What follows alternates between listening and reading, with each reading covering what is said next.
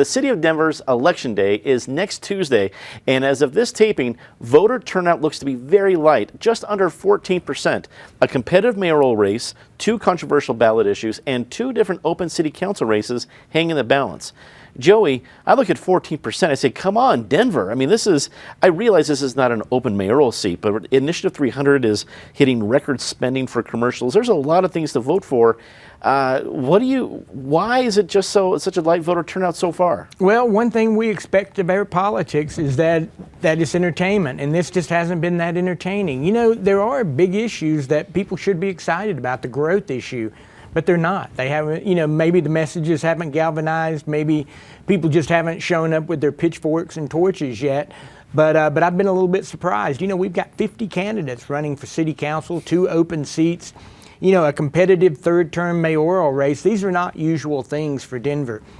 But yet here we are with people saying, ho-hum rather than go get them. So I don't know what the answer is. I think the media landscape has changed. The last time I was on, Eric Sonderman talked about that. We don't have as many reporters chasing the race. When I first got to Denver in 2002, I worked on Mayor John Hickenlooper's first run. And, I would show up at events and there would be 20 reporters there. You show up at events now, there are 3 or 4. So there aren't as many storytellers, so there aren't as many stories. Natasha, at 14%, let's be optimistic that another few thousand are going to show up over the weekend and next Monday and Tuesday. Who has the advantage there? Is that a happy city, so an incumbent mayor is in good shape, or does that give a lot more latitude for folks who are vocal critics and they don't have a whole lot of competition in the ballot box because maybe the happy folks stay at home?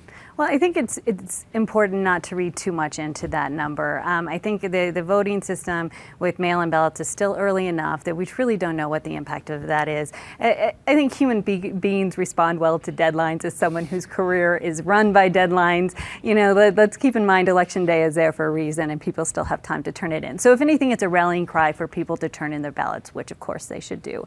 That would be wonderful. I think what's interesting for me is that there's competitive races, but there's also some important initiatives on the ballot, in particular 300, which, and we did some coverage of this and talked to all the mayoral candidates about it. And what's interesting is the initiative itself isn't too confusing, but the questions and the conversations about homelessness in the city are confusing, and that people really are torn in different directions. And this initiative is raising those conversations right now. So whether it passes or whether it doesn't, I think it's raising important questions about, okay, what happened with Denver's Road Home? What happened to ending homelessness? Why are we in the situation where we are right now? Is this the right solution? Is it not? That's not going to get determined on Election Day. And I hope it does set the groundwork for having more conversations about that going forward. And I think the candidates who do win on Election Day have to address it.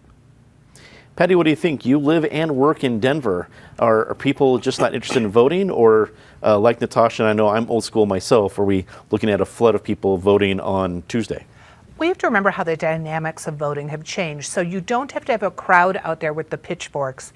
You can sit at your own kitchen table and stick the fork in someone as you fill out your ballot. And I think there's a lot more quiet concern about the city. And people are going to sit down and really decide, am I going to vote for this? And 300, I think, will make more people vote who might have otherwise skipped some of this election. But people I do sense a bigger discontent than most people have. The question is, will they vote anyone but Hancock? Is there a challenger who's coming up strong? I'm remembering 1983, Grandma Moses here, but that was when you didn't have a mail-in ballot. We haven't had that. Mail-in ballots came in after Michael Hancock was first elected.